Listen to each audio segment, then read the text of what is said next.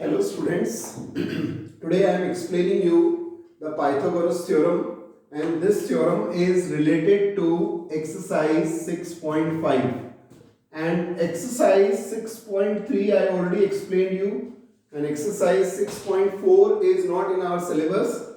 So this is the last part of our syllabus. But before I explain you the problems from exercise 6.5, I want to explain you a very important theorem, and that is Pythagoras theorem. See, dear students, you are using the Pythagoras theorem right from 7th class, that the hypotenuse square is equal to perpendicular square plus base square. But today we will prove that is it really square of hypotenuse is equal to sum of square of other two sides. Means in this, what to prove? To prove, we will prove that AC square is equal to AB square plus BC square. This is 90-degree angle. B is a right angle here. And we will prove this now. So in this, one construction is that draw BD perpendicular to AC. We will draw one perpendicular here. So when you draw the perpendicular, definitely ADB will be a right angle. Now, you see the part, the proof of this theorem.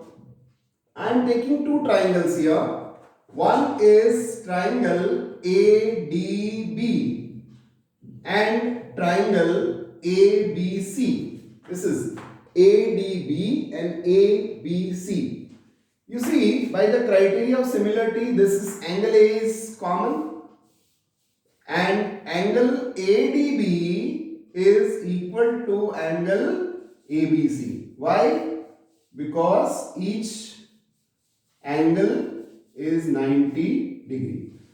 So the conclusion is that triangle ADB is similar to triangle ABC. Which criteria? Angle criteria.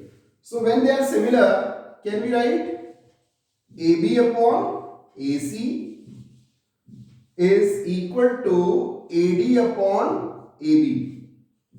My purpose is to get AB square. Now what will be the AB square?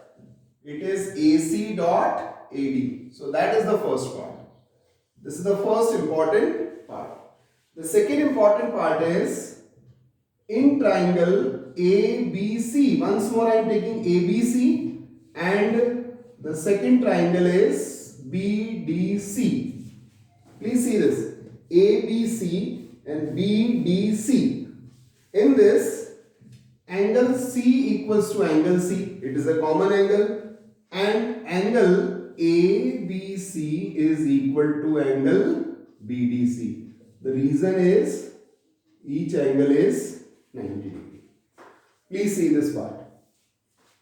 ABC 90 degree and BDC 90 degree, because BD is perpendicular to AC, and here this is the common angle. So by this, triangle ABC is similar to triangle BDC.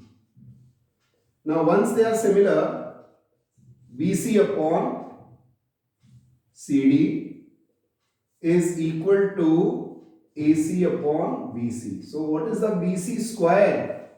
BC square is AC dot CD. That is the second part. Here, this is the first part and this is the second part.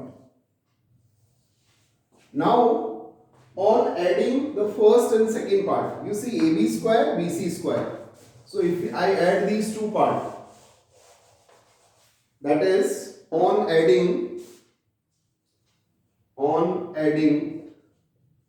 first and second part, AB square plus BC square equal to AC dot AD plus AC dot CD. So if I take AC common, it is AD plus CD. Now you see AD plus CD is, AC common. So AC dot AC, and the final answer is AC square. So in this way, we have proved that AB square plus BC square equal to AC square. Once more I am explaining the last part. AB square, so that is AB from here. BC square, so it is BC from here. Now from these two we take AC common. So AD plus CD. Now AD plus CD will be AC in the diagram. So AC into AC it is AC squared. So in this way we have proved the important part, and that is this part. That is, the hypotenuse square is equal to sum of squares of other two sides. That is the important concept of the Pythagoras theorem. I am explaining you few sums from this part. Please see.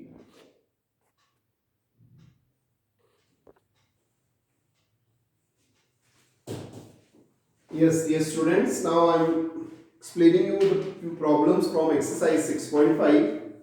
The first problem is the sides of the triangle is given. See here, the triangle is, say it is A, B, C. Say this side is 7, this side is 24 and this side is 25.